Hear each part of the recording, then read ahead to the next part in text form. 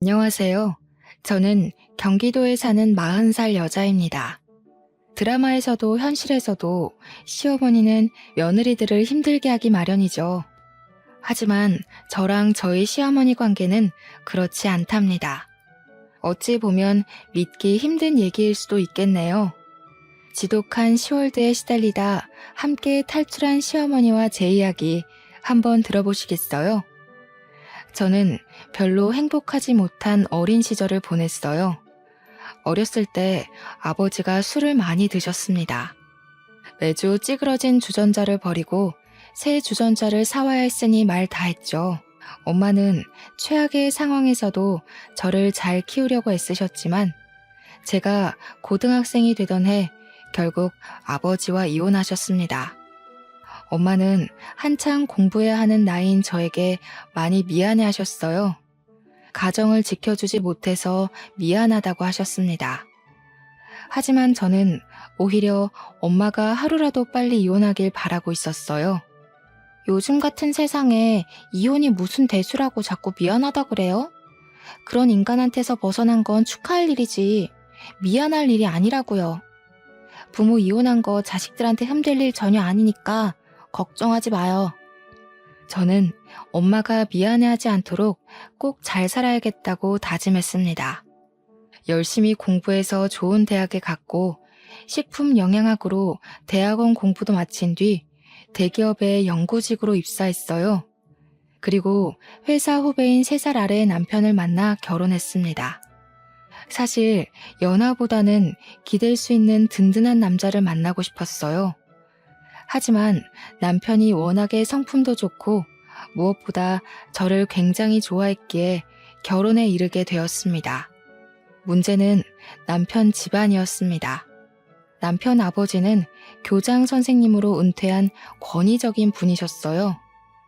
남편네 삼형제는 아버지 앞에서 큰 소리도 내지 못하고 아버지가 설교를 하면 무릎을 꿇고 경청하더군요. 사실 진짜 조선시대에 사는 건 시어머니였어요. 시아버지는 60이 넘은 시어머니에게 아침마다 구첩반상으로 밥을 차리게 했습니다. 40년 넘게 이어져 온 그 집안의 전통이었어요.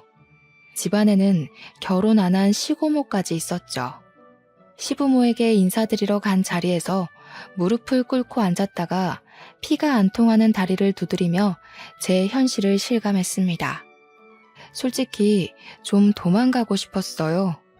시부모님이 저희 집이 이혼 가정이라는 것에 대해 대놓고 내색은 안 해도 별로 탐탁치 않아 하는 게 느껴지기도 했고요. 하지만 남편이랑 사이가 무척 좋았고 남편이 자기는 아버지랑은 전혀 다르다며 저를 설득했어요. 아버지 고집은 아무도 못 꺾고 우리도 그냥 그러려니 하고 사는 거야. 그냥 우리 집에 갔을 때만 조금만 맞춰줘. 집에서 내가 2배, 3배로 잘할게. 하지만 조금만 맞춰준다고 될 수준이 아니었어요. 그렇게 지독한 시집살이를 당한 시어머니가 저를 그냥 두셨겠어요? 저는 시댁에 갈 때마다 시어머니와 같이 꼭두 새벽부터 전을 부치고 나무를 묻혀야 했어요. 게다가 시고모님은 시어머니가 하는 일에 사사건건 꼬투리를 잡았습니다. 고기전은 부치못이 떨어지지 않게 얇게 잘 부쳐야 한다고 했잖아요. 그리고 이 수건 말이야. 내가 따로 삶아서 빨라고 했는데 왜 다른 옷들이랑 같이 건조대에서 나와요? 내가 이거 보고 얼마나 황당했는지 알아요? 대체 몇 번이나 말을 해야 알아? 시어머니는 그 구박을 묵묵히 듣고만 있었어요. 시아버지나 남편 형이나 동생도 그런 일이 흔한 일인 듯 아무렇지 않아 보였습니다. 게다가 시댁은 알고 보니 제사를 1년에 10번이나 지내는 집안이었어요. 저는 할 말을 잃었습니다. 남편은 자기가 죄인이라며 납작 엎드렸어요. 이게 미안하다는 말로 될 일이야? 자기네 집은 남자들은 부엌에 들어가지도 못하게 하잖아. 자기가 도와줄 수 있는 것도 아닌데 미안하다고 하면 다냐고. 난 절대 못해. 저는 시댁에 가서 제사에 참여할 의지도 여유도 없음을 선언했습니다. 물론 있는 그대로 말하진 않았죠. 독실한 기독교임을 내세워 우상 숭배 행위인 제사 행위에는 일절 참여할 수 없다고 못을 박았습니다. 잘난 하나님 믿겠다고 조상 모시는 일을 팽개친다고? 세아가, 네가 얼마나 잘났는지 몰라도 조상님들을 팽개치는 건 절대 못 참는다. 그래, 조상들을 모시는 건 후손들을 지켜주고 복을 달라고 하는 일인데 그건 있을 수 없는 일이야. 어머, 똑똑한 며느리 들인다고 좋아하더니만 하긴 저렇게 똑똑한 며느리가 어떻게 무식한 시어머니 밑에서 그 일을 다 하겠어. 어떻게 보면 할 수 없는 일이지 뭐. 그날 어찌어찌 넘어가 집에 돌아갔어요. 그런데 시고모님한테 전화가 왔지 뭡니까. 시고모님은 자기는 제 마음 이해한다면서 답답한 시부모한테 맞출 필요 없다고 은근슬쩍 제 편을 드는 거였어요. 솔직히 너네 시부모, 특히 태영이 엄마가 좀 답답한 스타일이잖니. 나도 젊었을 때 결혼하려다 실패한 경험이 있어서 너희들 마음 잘 안다. 요즘 같은 시대에 누가 그렇게 구식으로 살아? 다 시대에 맞춰 사는 거지. 무식한 사람들이나 옛날 얘기하면서 젊은 사람들 괴롭히는 거지. 뭔가 좀 앞뒤가 안 맞는다는 생각이 들었지만 저는 일단 넘어갔어요. 문제는 얼마 뒤 명절에 터졌습니다. 저는 죽었다 생각하고 시어머니와 함께 명절 음식을 장만하고 있었어요. 시고모님은 열심히 일하는 개미 옆에서 노래하는 배짱이처럼 팽팽 놀면서 감나라 배나라 훈수질을 하고 있었습니다. 아니, 언니는 어떻게 해도 일이 안 늘어? 백날 첫날이 가도 맨 그 자리니. 그래가지고 똑똑한 며느리를 가르칠 수 있겠어요? 소윤이 좀 봐요. 머리 좋은 애들이 일도 잘한다니까. 애 앞에서 무식한 티 좀 내지 말아요. 창피하지도 않나? 바닥에 앉아서 전을 붙이고 있던 저는 민망함에 얼굴이 다 화끈거렸어요. 시어머니를 흘끗 보니 흔한 일인 듯 얼굴색 하나 안 변하고 묵묵히 일을 하고 계시더군요. 그래, 소윤이는 일 때문에 많이 바쁘지? 연구원이면 할 일도 많을 텐데 명절까지 챙기고 장하다 얘. 나는 요즘 애들 자기 할 말 하는 거 보기 좋더라고. 우리 때나 벙어리 냉가슴 마르며 할 말 못하고 살았지. 네 말대로 일하느라 바쁜데 어떻게 제사까지 챙기겠어? 집에서 노는 네 시어미가 하면 되지. 그렇지 오빠? 하긴 그렇긴 하지. 저 사람이야 맨날 하던 일이니까 인이 박혀서 쉽게 하지만 새아가가 직장 다니면서 제사까지 챙기기는 힘들기는 하지. 저기 어머니라고 쉬운 건 아닐 것 같은데 혼자 제사상 차리는 게 보통 일은 아니잖아요. 안 그래 여보? 아휴, 대영이가 그런 걸 어떻게 알아. 우리 집안은 예전부터 남자애들은 부엌 근처에 얼씬도 못하게 했어. 나도 막내가 되어나서 부모님이 얼마나 이뻐하셨는지 절대 손에 물 묻히는 꼴을 못 봤지. 그래서 나는 일은 하나도 할 줄 몰라. 그래도 누구랑 달리 공부는 열심히 했지 뭐. 집에 돌아가는 길에 내내 찜찜했던 전 남편을 붙잡고 말해봤어요. 시어머니가 시고모님한테 그렇게 당하는데 자식들은 왜 다들 보고만 있느냐고요. 남편은 그런 말을 처음 들었는지 깜짝 놀라더군요. 자기들은 엄마가 그런 취급을 받는 게 워낙 굳어져서 잘못됐다는 생각도 못했다는 거예요. 나이 60이 넘도록 시누이까지 모시고 살면서 시집살이 당한다는 게 말이 돼? 지금이 어떤 시대인데 남편은 물론이고 아들이 셋이나 있는데 다들 강 건너 불구경이고. 솔직히 어머니가 나한테 잘해주는 건 아니지만 그래도 그렇게 당하고 계시는 거 보기가 좀 그래. 제 말에 남편은 꿀먹은 벙어리처럼 가만히 듣고만 있었습니다. 그러다가 남편이 집안의 가부장적인 분위기가 얼마나 심각한지를 깨닫는 일이 있었습니다. 남편 집은 3층짜리 다세대 주택을 갖고 있었는데 시댁 식구들은 3층에 살고 아래층은 모두 새를 놓고 있었어요. 지하방에는 방글라데시에서 온 30대 초반의 남자가 살고 있었어요. 시부모님은 방글라데시 남자를 영 좋아하지 않더라고요. 피부색이 까만 것뿐인데 잘 씻지 않는 것 같다면서 대놓고 흉을 보곤 했습니다. 가까이 가면 냄새 나는 것 같다면서요. 왜 저렇게 안 씻고 다니는 건지 모르겠다니까. 저 방이 저렇게 해가 안 들고 퀴퀴하지 않았더라면 저런 애는 안 들였을 텐데. 냄새 나니까 웬만하면 안 돌아다녔으면 좋겠구먼. 왜 마당에까지 나와서 활개를 치는 건지 원. 그러게 말이야. 무슨 운동을 한다고 맨날 저러는데 들어가라고 해도 말도 안 듣고 무슨 자랑이 났다고 저렇게 냄새를 풍기는 건지. 다음에는 아무리 그래도 저런 애들은 들이지 말아요. 차라리 비워놓고 말지. 시꺼먼 애가 돌아다니는 거 볼 때마다 내가 깜짝깜짝 놀란다니까. 세아가, 너도 무슨 일 생길지 모르니까 웬만하면 가까이 가지 마라. 방글라데시 남자가 마당에 있을 때 시부모가 손가락질을 하며 쫓아내는 것도 몇 번 봤어요. 제가 다 미안하더군요. 전 그 사람이 지나가면 고개 숙여 인사를 건네곤 했습니다. 어쩐지 마음이 좀 짠하기도 하고요. 추석 때는 그에게 송편과 전을 좀 가져다 줬어요. 오늘 한국 명절인데 이거 한국에서 명절에 먹는 음식이에요. 입에 맞을까 모르겠지만 사람들 다 가족끼리 모이는데 방글라데시에 있는 가족들 생각나서 쓸쓸하겠어요. 가족들 두고 혼자 와 있는 게 힘들지 않아요? 고마워요. 힘들지 않아요. 가족들 돈 보내줄 수 있으니까 좋아요. 방글라데시에서 돈 많이 못 벌어요. 열심히 일하면 부자 돼서 가족들 행복하게 해줘요.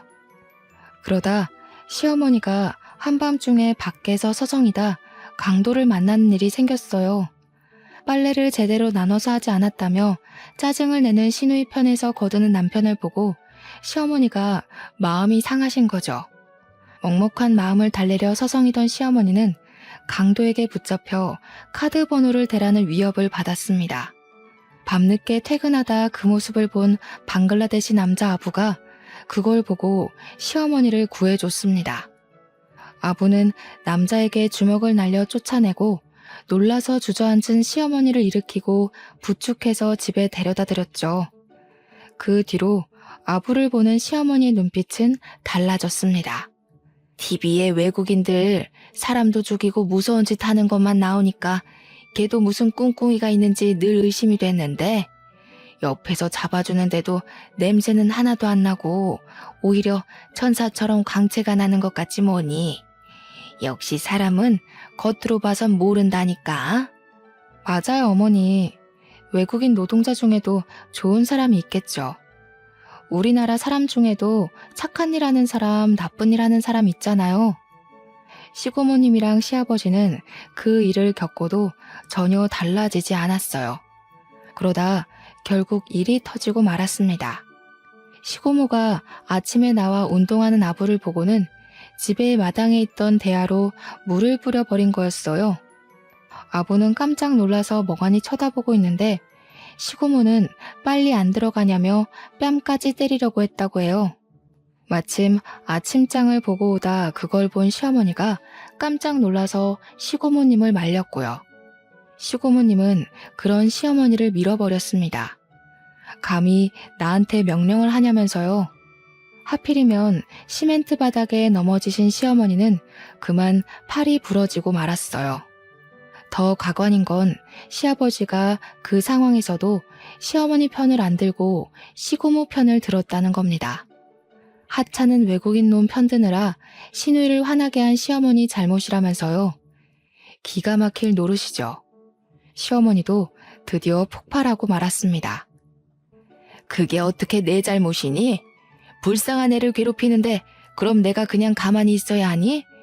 네 아버지랑 고모는 어쩜 그렇게 한결같이 사람들이 매정에 빠졌니? 어려서 공부 못한 것도 서러운데 무식하다고 구박이나 받고. 에이구, 내가 죽고 나서나 정신들을 차리지. 어머니, 잘못하신 거 하나도 없어요. 진짜 고모님도 그렇지만 아버님도 해도 해도 너무하시네요. 팔 나으실 때까지 집에 들어가지 마시고 여기서 좀 쉬세요. 진짜 그래도 되겠어? 나는 너 바쁜데 괜히 불편하게 패 끼칠까봐. 시어머니가 돼가지고 잘해주지도 못하는데 일만 잔뜩 시키고. 내가 소윤이한테 미안하구나. 아니에요. 일은 어머니가 제일 많이 하시잖아요. 괜히 가서 무슨 일을 또 당하실지도 모르고. 여기서 쉬시는 게 저희도 마음 편해요. 그치 여보? 그리고 저는 남편에게 시아버지랑 시고모가 시어머니에게 사과하게 해야 한다고 말했습니다. 대체 시고모님이 시어머니를 다치게 하는 게 말이 되느냐고요. 남편도 엄마가 다친 걸 보고는 충격을 받긴 한 것 같더라고요. 제 말에 고개를 끄덕이며 제 아버지에게 전화를 걸었지만 소용이 없었죠. 남편 말에 따르면 시아버지는 시어머니에게 사과 안 하는 게 자기 자존심 문제라고 했다는 겁니다. 아버지의 말을 들은 남편은 더 생각이 많아졌죠. 그때 저희 엄마도 저희 집에 와서 얼마간 있기로 하셨어요. 엄마는 방문 요양보호사로 일하고 계셨거든요. 돌보던 환자가 입원해서 시간이 좀 생겼다고 서울 구경도 할 겸 저희 집에 와서 좀 있다가 가시기로 한 거였죠. 시어머니가 팔을 잘 못 쓰시니 요리도 마음대로 못 하시고 씻을 때도 어려움이 있었죠. 저희 엄마는 옆에서 시어머니를 많이 도와주셨습니다.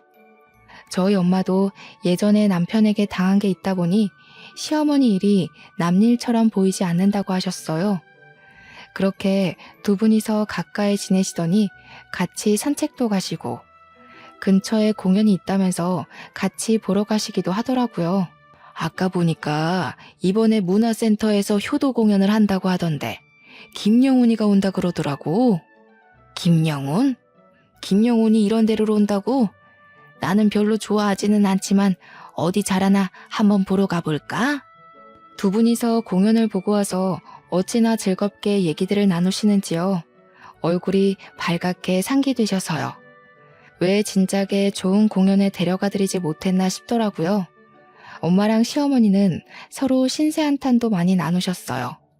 방문 요양 가면 어르신 이렇게 부르면서 깍듯하게 대해야 하거든. 우리도 공부해서 자격증 딴 사람들인데 나이 드신 분들이다 보니 우리를 식모 정도로 생각하더라고. 요양사님이라고 안 하고 아줌마 이거 좀 가져와 저거 좀 가져와 하면서 하대한다니까. 가끔 내가 이 나이 먹고 뭐 하나 싶어. 그러니까 그만두시라니까요. 엄마 생활비 보내드린다잖아요. 에이그 내가 또 무슨 할 일이 있다고 집에서 놀겠어? 노는 것도 놀던 사람이나 노는 거지. 우리는 놀 줄 몰라서 놀지도 못해. 아유 사부인은 그래도 남들한테 하대당한 거잖수. 나는 가족들 수발 다 들면서 욕먹는데 뭐. 못 배운 게 죄다. 내가 할 줄 아는 것만 있었어도 신우랑 남편한테 이런 취급 안 당하면서 살지. 이러면서 40년을 살았어요 내가. 사부인이나 나나 남편 복 없으니 팔자가 그러려니 해야지 어쩌겠어. 아니 점잖은 교장 선생님 부인이 그렇게 고생하면서 살지 누가 알았겠소? 소윤이 아빠야 툭탁하면 술 먹고 들어와서 집안을 뒤집어 놨지. 애 한창 클 때 그런 꼴 보면서 크게 한 게 지금도 미안하다니까. 어쩌겠소. 사부인 말대로 내 팔자가 그런 걸. 내 가만히 보니까 마음 편하게 사는 사람 몇 없더라고. 사람들 다 마음에 응어리 하나씩 갖고 살지. 그래도 이렇게 서로 이야기 나눌 사람이 있으니 얼마나 좋아요. 아들이 셋이나 있으면 뭐래? 여태까지 아무도 내 얘기 안 들어준 걸. 나는 그게 안 된 일인지도 모르고 그러려니 하고 살았지. 아이고, 아들들이 있어도 도움이 안 되니 혼자서 얼마나 냉가슴 앓으셨겠소. 주변에도 보니까 딸이 있어야 한다고 그러더라고. 이제라도 우리한테 좀 마음 내놓고 그러고 살아요. 두 분은 그렇게 서로를 위로하며 더 친해지셨습니다. 사실 두 분 다 사회생활을 안 하시다 보니 몇십 년 만에 처음으로 마음을 터놓을 친구가 생긴 거였죠. 한날은 제가 마음을 먹고 저희 엄마랑 시어머니를 좋은 레스토랑에 데려갔어요. 두 분 다 열심히 집안일하고 밥 벌어먹을 걱정만 하셨지 좋은 데서 밥 한 번 못 드셔봤거든요. 남편은 친구들이랑 놀라고 밖에 내보내고 여자들 셋이서 분위기 좋은 음식점에서 맛있는 음식을 먹었습니다. 제가 엄마와 시어머니에게 하고픈 말이 있었거든요. 저는 엄마가 고생해서 뒷바라지 해주신 덕분에 공부를 잘 마치고 좋은 직장까지 얻었는데 엄마는 항상 제자리인 게 늘 마음에 걸렸거든요. 시어머니도 마찬가지였죠. 그 시절엔 여자애들을 공부를 안 시켰기 때문에 공부를 못했을 뿐인데 무식하다고 구박당하시는 게 얼마나 억울합니까? 엄마, 그리고 어머님, 저랑 태영 씨는 직장에서 자리도 잡고 이번에 태영 씨도 월급이 올라서 더 살만해졌거든요. 저희는 풍족하진 않아도 누릴 거 다 누리면서 컸는데 어머님들은 그러지 못하셨잖아요. 이제 자식들도 다 컸으니까 가족들 걱정일랑 조금 내려놓으시고 이제 자신들을 위해서 사셨으면 좋겠어요. 아이고, 우리가 이 나이에 무슨 욕심을 부리겠니? 너희들 잘 사는 모습 보고 손주 생기면 손주나 봐주는 낙으로 사는 거지. 두 분 다 저보다 훨씬 똑똑하시고 현명하신데 공부를 못하셔서 서름 당하면서 사시는 게 마음이 아파요. 저희가 도와드릴 테니까 검정고시 공부해 보셨으면 좋겠어요. 요즘엔 대학도 만학도 전형이라는 것도 있거든요. 형편상 공부를 못하셨던 고령자들한테 대학 입학 문턱을 낮춰서 공부할 기회를 주는 전형이에요. 저희 엄마는 이 나이에 무슨 공부냐고 하시는데 시어머니는 눈시울을 붉히고 아무 말씀도 안 하시더라고요. 제가 괜한 짓을 한 건가 싶었어요. 무시당하며 사는 것도 서러운데 제가 괜히 콤플렉스를 자극해서 마음 아프게 해드린 게 아닌가 해서요. 두 분은 결국 거절하셨습니다. 70이 다 됐는데 그냥 살던 대로 사는 게 좋다고 하시면서요. 시어머니는 별 말씀은 안 하시고 엄마 말에 고개만 끄덕이셨죠. 얼마 뒤 시어머니는 팔에 깁스를 풀기도 전에 시댁으로 돌아가셨어요. 아무리 그래도 집을 너무 오래 비우는 게 마음에 걸린다면서요.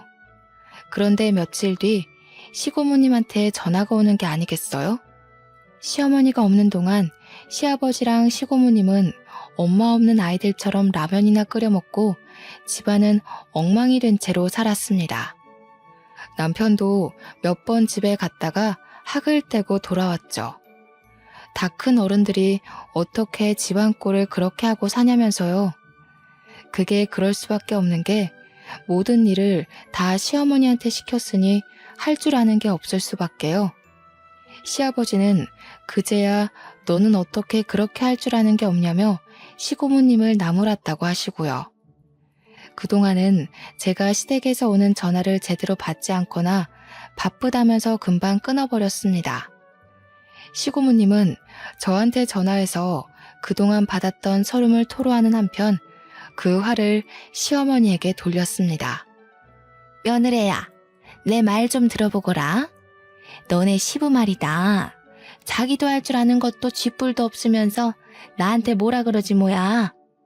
요즘 세상에 여자만 일하라는 법 있어?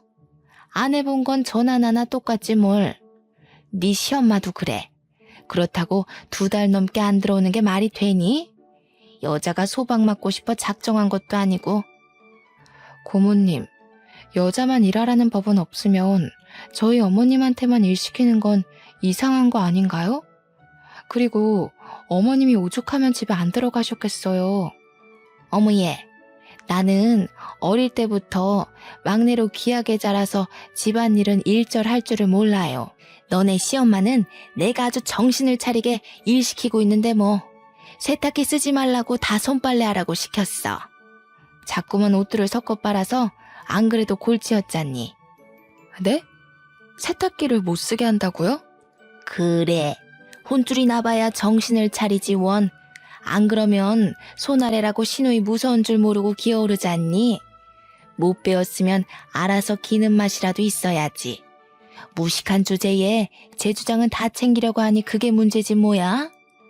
무식한 사람 상대하는 우리도 피곤하다 얘. 너네 시엠이 집에 있을 때 너도 불편하지 않든? 아니요. 저희랑 또 저희 엄마랑 잘만 지내셨는걸요. 네가 아직 덜 당해봐서 그렇지. 손빨래 하면서 정신 좀 차려보라고 했다. 어쨌든 집이 깨끗해지니까 살 것 같네. 말인지 방귀인지 알 수가 없었죠. 도대체 60년대도 아니고 세탁기를 일부러 못 쓰게 한다뇨. 세탁기가 여성들의 삶을 해방시켰다는 말까지 있는데 말이죠. 그날 저는 남편에게 말했습니다. 팔이 다 낫지도 않은 어머님한테 손빨래까지 시키며 시집살이를 시켰다는 게 말이 돼? 당신은 진짜 이런 걸 보고도 아무 생각이 없어? 솔직히 난 아무 생각 없었다는 당신도 무서워. 계속 이런 식이면 정말 당신이랑 사는 거 다시 생각해봐야 할 것 같아. 남편도 이번엔 충격을 많이 받은 모양이더군요. 방에 들어가더니 시아버지와 통화하는 소리가 들렸습니다. 아버지, 진짜 엄마한테 어떻게 그러실 수가 있어요? 엄마가 지금까지 아버지한테 얼마나 잘하셨는데요. 엄마 나이도 있으시고 몸도 성치 않으신데 그렇게 힘들게 일을 시키시면 어떡해요? 아버지가 말리셨어야죠. 아버지랑 고모랑 엄마한테 사과하셔야 한다고요. 하지만 시아버지는 치롱성이었어요. 네 엄마가 잘못한 거라면서 절대 본인들 잘못은 인정하지 않았죠.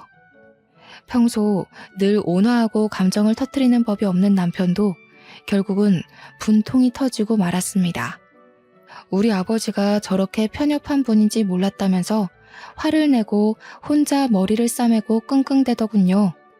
며칠 뒤 시어머니는 저희 집에 다시 오셨습니다. 나 어릴 적에 공장 나가면서 교복 입고 학교 가는 애들 보면 그렇게 부러울 수가 없었다. 그래도 나한테 주어진 팔자거니 하고 그래도 이만하면 부러운 거 없이 산다 하며 살아왔어.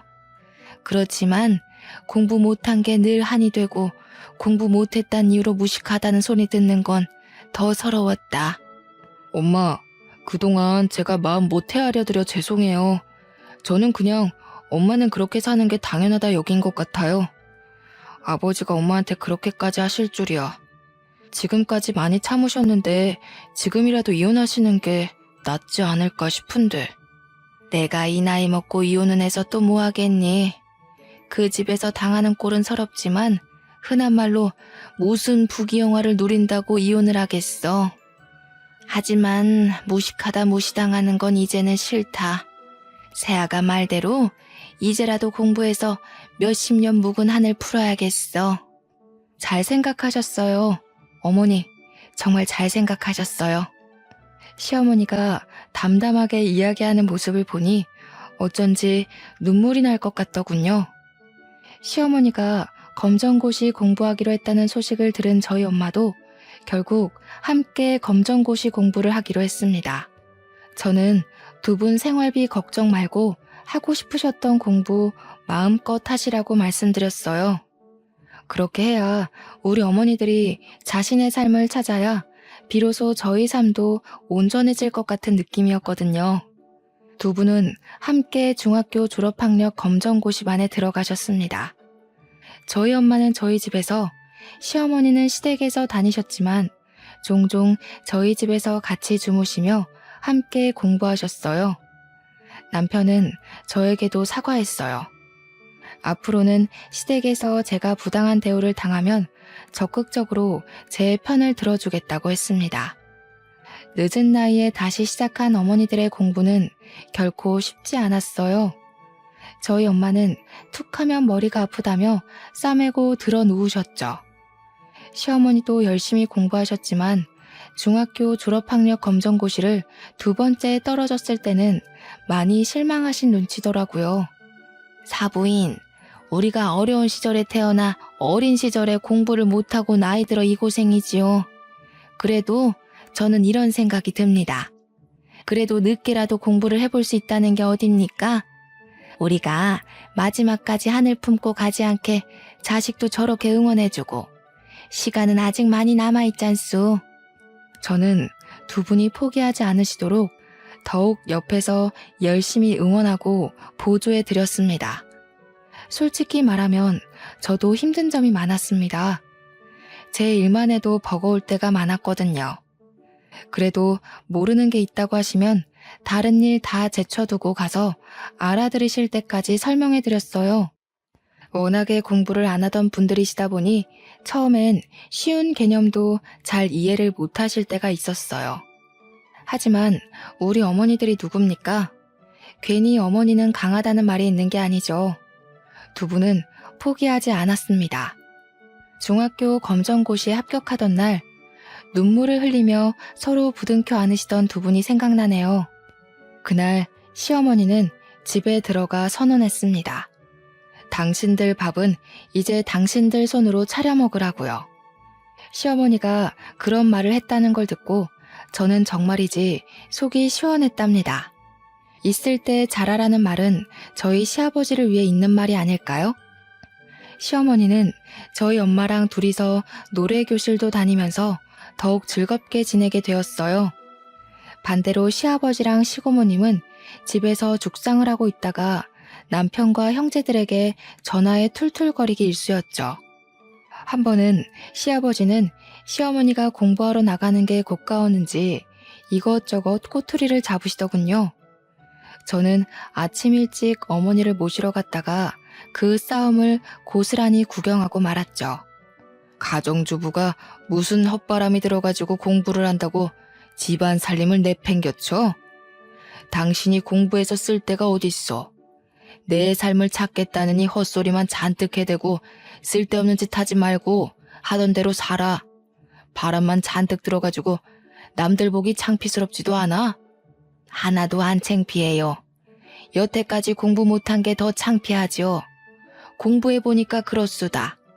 한 번 못한 공부를 영원히 못하는 것도 아니고 한 번 주부라고 영원히 주부라는 법도 없어요. 당신도 한 번 남편이라고 영원히 남편이겠어요? 나도 지금까지 참을 만큼 참았으니까 당신이나 헛소리하지 마세요. 뭐야? 좋아, 그래. 100번 양보해서 공부하는 건 좋다 이거야. 그래도 집안 살림은 챙겨야 할 거 아니야. 사람이 자기 본분을 다하면서 하고 싶은 것도 해야지. 어떻게 하고 싶은 것만 하면서 사나? 당신 그렇게 근본 없는 여자였어? 어? 당신 진짜 이런 사람 아니었잖아. 앞뒤는 맞게 살자 이거야 내 말은. 당신이랑 아가씨는 손이 없소 발이 없소. 당신도 은퇴했으면 그에 맞는 본분을 새로 찾아야지. 언제까지 나만 붙잡고 밥밥 그럴 거랍니까? 당신이랑 당신 동생이나 정신 차리슈. 그 나이 먹도록 제 밥숟갈 하나 못 놓는 거야말로 창피하지 않아요? 이 여자가 진짜 말이면 단 줄 알아? 어? 진짜 보자 하니까 안 여자가 됐으면 남편 밥상 보고 잠자리를 살피는 게 본분이지. 어디서 남편한테 꼬박꼬박 말대답이야? 진짜 돌아버린 거야? 진짜 밥상 뒤집어 엎어지는 꼴 보고 싶어? 그때 시고모님이 없었으니 망정이지 거기에 시고모님까지 더해지면 시어머니가 부글부글 끓다가 폭발할 것 같더군요. 일은 엉뚱한 데서 터졌습니다. 잔뜩 골이 나서 속이 베베 꼬인 시아버지가 방글라데시 남자 아부에게 화풀이를 한 거였어요. 시어머니는 없고 배는 고픈데 시고모님은 옆에서 말만 많지 아무 도움도 안 되죠. 담배나 피우려고 나가신 겁니다. 그런데 아부가 쉬는 날이었는지 이불을 내다 마당에다 걸고 있는 걸 보신 거예요. 시아버지는 냄새나는 이불을 왜 거기다 거냐면서 아부에게 화를 내다가 급기야 손찌검을 한 거예요. 시아버지의 손찌검에 아부는 그만 윗니가 하나 부러지고 말았어요. 그걸 본 2층 세입자가 경찰에 신고했고 시아버지는 경찰서에서 남편에게 전화를 했습니다. 저희는 깜짝 놀라서 경찰서로 갔어요. 시부는 미간에 힘을 잔뜩 준 채로 입을 꾹 다물고 경찰서 의자에 앉아 있었습니다. 아부는 한쪽 얼굴을 붙잡고 있더라고요. 보니까 얼굴이 많이 부어 있더군요. 아부, 괜찮아요? 미안해서 어쩌죠? 저희 시아버님이 요즘 마음이 많이 안 좋으셔서.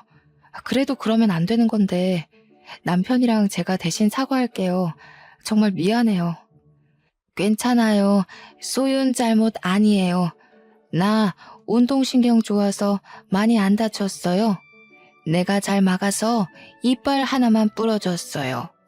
저는 치료비는 물론 일하느라 치료받는 데 지장이 없도록 합의금을 넉넉히 챙겨줘야 한다고 남편에게 말했어요. 그리고 제가 아부네 회사에 연락해 치료 때문에 회사를 못 나가는 것 때문에 잘리지 않도록 잘 부탁도 드렸어요. 시어머니도 시아버지에게 아부에게 사과하고 합의금을 넉넉히 챙겨주라고 말했어요. 시아버지는 끽소리도 못하고 합의금을 마련해 줬습니다. 그런데 아주버님이 저한테 전화해서 화를 내는 게 아니겠어요. 제가 중간에 끼어서 아버님 편은 안 들고 그 외국인 편을 들어준다는 거였습니다. 재수씨가 그러면 안 되죠. 저번부터 느꼈는데 왜 그렇게 자기 생각 가지고 아버지를 몰아붙여요? 엄마 검정고시 공부한답시고 집안 살림 내팽개치고 노랫바람까지 든 것도 재수씨가 바람 넣은 거잖아요. 시집을 왔으면 그 집안 법에 따를 줄도 알아야죠. 재수씨가 똑똑하다고 재수씨만 옳고 다른 사람들은 다 무식한 줄 알아요? 제가 받아치려는데 남편이 갑자기 전화기를 뺏어들었습니다. 아버지가 잘못한 건데 형은 왜 그걸 소윤이한테 그래? 그건 진짜 인간으로서 해서는 안 되는 일이잖아. 더구나 교육자셨는데 자식이고 며느리라고 아버지가 무슨 짓을 하든 다 편을 들어드려야 돼? 우리가 그러면 아버지가 더 편협해지고 자기밖에 모르는 사람이 되는 거 모르겠어? 그 일이 있고서도 시어머니는 여전히 집안일의 굴레에서 완전히 벗어나지 못하셨어요. 시어머니가 아니면 집안 꼴이 자꾸 엉망이 되니까 그걸 두고 볼 수가 없으셨던 거죠. 사람이 한 번에 바뀔 수 없으니까요. 시아버지랑 시고모님 등살에 못 견뎌 하시는 시어머니를 저는 아예 저희 집에 와 계시도록 했습니다. 시아버지랑 시고모님, 아주버님까지 시어머니한테 다 늙어서 무슨 공부를 하냐며 하루가 멀다 하고 면박을 줬거든요. 그런 와중에도 두 분은 열심히 공부하셨습니다. 중학교 검정고시는 몇 번 낙방하셨지만 고등학교 졸업학력 검정고시는 한 번에 합격하셨어요. 두 분이 공부하는 게 시너지도 생기기 시작한 것 같았어요. 마침내 두 분이 나란히 만학도 전형으로 사회복지학과에 입학하셨습니다. 두 분이 대학 입학하던 날 저는 굳이 반차를 내고 입학식을 보러 갔어요. 어쩐지 그 순간을 놓치면 안 될 것 같았거든요. 두 분의 한층 밝아진 얼굴을 보는 것만으로도 행복했죠. 두 분이 대학생이 되어 열심히 공부하시는 모습을 보며 묘한 기분도 느꼈답니다. 물가에 내놓은 것처럼 걱정되기도 하고 그러면서도 학교 가는 뒷모습만 봐도 뿌듯하고요. 우습지만 엄마가 저를 키울 때 이런 기분이었겠구나 하는 기분이랄까요? 두 분은 학교에서뿐만 아니라 노인회관에서도 친구들을 많이 사귀시고 노래 모임도 더욱 활발히 다니셨습니다. 제 2의 인생이 꽃피우기 시작한 거죠. 소윤이 너 피꺼솥이 뭔지 아니? 피꺼솥. 우리 과 애들한테 배웠는데 하기는 너는 신세대들이 쓰는 단어는 이제 잘 모르지? 요즘은 MZ세대라고 부르더라. 피꺼솥? 피카츄 친척인가? 피로가 거꾸러질 정도로 솟아오른다? 아, 그러고 보니 진짜 피곤하네. 아, 내가 그걸 어떻게 알아요, 엄마. 으이그, 그거 하나 알았다고 딸을 약 올리네. 소윤이는 공부만 하느라 학생 때도 그런 말 몰랐을걸? 엄마 고생한다고 한눈 한 번 못 팔았잖아. 소윤아, 피꺼솥이 뭐냐면 피가 거꾸로 솟는다. 피가 거꾸로 솟을 정도로 화가 난다. 대학을 졸업하던 날 엄마와 시어머니는 함께 특별상을 받으셨어요.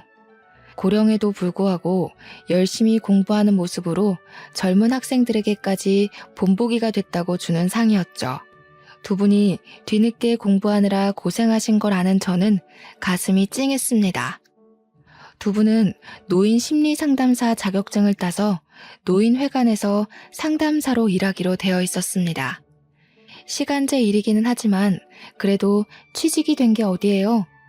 저는 자꾸만 눈가가 촉촉해지면서도 한편으로는 이 순간을 마음껏 즐겨야겠다고 생각했습니다. 졸업식이 끝나고 저희는 근교로 드라이브를 나가기로 했어요. 다들 한껏 기분이 들떠 있었죠. 시어머니는 가져올 게 있다면서 잠깐 시댁에 들르겠다고 하셨어요. 기분 좋게 모자를 쓰고 나오려던 시어머니는 그만 시고모님한테 붙잡히고 말았어요. 한참을 기다려도 시어머니가 안 나오길래 제가 들어가 봤더니 두 분이서 한창 말싸움을 하고 있었습니다. 집구석에 기어들어오지도 않더니 또 어딜 기어나가는 거야? 이보세요, 김성희 씨. 제정신이세요? 제정신일 리가 없지. 안 그럼 저렇게 헛바람이 들 수가 있나. 집안 꼴 잘 돌아간다. 우리를 이렇게 무시하고도 언니가 무사할 줄 알아? 무사 안 하면 뭐 어쩌려고. 머리채라도 잡게요? 하긴 그런 게 아가씨한테 어울리긴 하지. 말도 함부로 하지. 집안일 하나 할 줄 아는 게 없지. 입만 살아가지고 남 괴롭힐 줄밖에 더 알아? 이보세요, 최금희 씨. 저도 예전에 제가 아니거든요. 아가씨 대학 졸업장 없잖아. 시어머니는 졸업장을 시고모한테 던졌습니다. 말리려던 저는 팔을 뻗은 채로 그대로 굽고 말았어요. 솔직히 속이 시원했습니다. 우리 며느리가 그러더라고. 남들이 날 모욕할 때는 일단 녹음을 해두라고. 당신이랑 당신 오빠가 내가 공부하는 걸 갖고 미친 짓이라고 난리치면서 하루가 멀다 하고 욕한 거 다 녹음해놨어. 내가 멍청해서 가만히 있었던 게 아니라 위자료 적립하는 셈 치고 들었다 이거야. 뭐 위자료? 이 여편네가 돌아도 한참 돌았구먼. 위자료는 무슨 개코가 위자료야. 그리고 뭐 대학 졸업장? 참네. 이게 그렇게 대단해? 대학 졸업장만 있으면 뭐 칠푼이가 양반되는 줄 알아? 사람이 인간이 먼저 돼야지. 대학 졸업장 땄다고 하늘 같은 시댁 식구들한테 기어올라? 형편 어려워서 학교 못 다닌 거 가지고 무식하다 노래 부른 사람이 누군데. 근데 내가 공부해보니까 말이야. 진짜 무식한 게 뭔지 알아? 자기가 운이 좀 좋았던 거 가지고 남 깔아뭉개는 거. 그런 게 진짜 무식한 거야. 이 무식한 여자야. 너희 잘난 오빠랑 둘이서 천년만년 라면이나 끓여 먹고 살으세요. 뭐야? 이 여자가 진짜? 시고모가 시어머니한테 달려드는 걸 제가 얼른 막아섰어요. 넌 또 뭐야? 그러고 보니 네가 이 사단의 원인 제공자지? 내년부터 잡아야겠다. 학교 좀 좋은 데 나왔다고 시댁 식구들을 우습게 보고 따박따박 말대꾸를 하질 않나? 하늘 같은 시고모를 제 아래로 보고 무시하질 않나? 처음부터 마음에 안 들었어. 이번엔 시어머니가 시고모를 막아줬어요. 거 험한 꼴 보지 말고 좋은 말로 할 때 빠집시다. 우리는 대졸자들끼리 좀 갈 데가 있어서. 나랑 같이 대학 졸업한 소연이 엄마도 밑에서 기다리고 있거든. 그치, 소연아? 네, 어머니. 좋은 날인데 예의를 모르는 분 때문에 망치지 말고 얼른 우리 갈 길 가요. 아, 그리고 고모님. 저는 문제의 원인을 제공한 게 아니라요. 문제를 시정한 것뿐이에요. 그 정도는 논리적으로 이해하셔야 하는데 이해가 잘 안 되시나 봐요. 당신 오빠 오면 이거나 전해줘. 시어머니가 시고모에게 두 번째로 던진 건 이혼 서류였습니다. 위자료를 받을 수 있게 소송 준비까지 잘 맞춰둔 뒤였죠. 그리고 저희는 계획대로 근교로 바람을 쐬러 갔습니다. 오리백숙을 맛나게 먹고 저수지 근처를 걷다가 시어머니는 말씀하셨어요. 뱃속에 아기도 있는데 그런 꼴 보게 해서 미안하구나. 나는 네 덕분에 지난 몇 년간 얼마나 행복했는지 모른다. 네가 없었으면 공부할 용기 같은 거 절대 못 냈을 거야. 네가 나한테 새 삶을 찾아줬어. 너한테 빚진 건 내가 아무리 갚아도 모자랄 것 같다. 아니에요. 저도 덕분에 얼마나 행복했는데요. 어머님이 없었으면 저희 엄마도 용기 내지 못했을 거예요. 저희 엄마가 공부해서 늦게라도 새 삶을 사는 거, 그게 제 소원이었거든요. 저만 어머님을 도운 게 아니라 어머님도 저를 도와주신 거예요. 집을 나온 시어머니는 저희 엄마와 함께 저희 옆집에서 같이 살기 시작하셨어요. 태어난 아기도 두 분이서 같이 돌봐주시고 저희 엄마는 노인정에서 만난 할아버지와 연애도 하신답니다. 시아버지는 지금도 종종 연락을 하지만 시어머니의 마음을 돌리기엔 역부족이죠. 뒤늦게 결혼한 아주버님이 자기가 아버지를 잘 모신다고 난리를 치더니 밥이 입에 굴러들어올 때까지 기다리는 노친네 돌보기가 만만찮았는지 쏙 들어가서 양로원에 보내기로 했다고 하더군요. 하긴 형님이 무슨 잘못이라고 그걸 다 감당하겠어요? 그래도 남편 아버지라 저희는 가끔 아기를 데리고 찾아뵙기는 합니다. 저희 아버지에게도 찾아가고요. 이혼 소송이 끝나고 시어머니는 45년간 희생한 대가로 2층짜리 건물을 하나 위자료로 받았습니다. 시어머니는 그 건물을 저희에게 주겠다고 하셨어요. 당신은 모아둔 돈이 충분하시다면서요. 건물 덕에 저희 부부는 조금이나마 경제적으로 나아졌고 그 여유를 어머님들과 인생을 마음껏 즐기는 데 쓰고 있답니다. 방글라데시로 돌아간 아부는 농장을 샀다면서 놀러 오라고 연락을 해왔어요. 아부처럼 해맑은 그의 아내와 딸의 미소를 보니 참 기뻤습니다. 내년에는 엄마, 시어머니, 제 딸을 데리고 방글라데시를 다녀오게 될 것 같아요. 제 이야기는 여기서 끝이에요. 어머님들이 무시당하지 않게 공부하길 간절히 바랐지만 오히려 두 어머님을 보며 제가 더 많이 배운 것 같네요. 여러분도 좋은 시절 다 갔다 느껴질 때 그때가 바로 새로 시작할 때라는 거 기억해 주셨으면 좋겠어요. 다시 꽃피울 인생을 위해 파이팅입니다.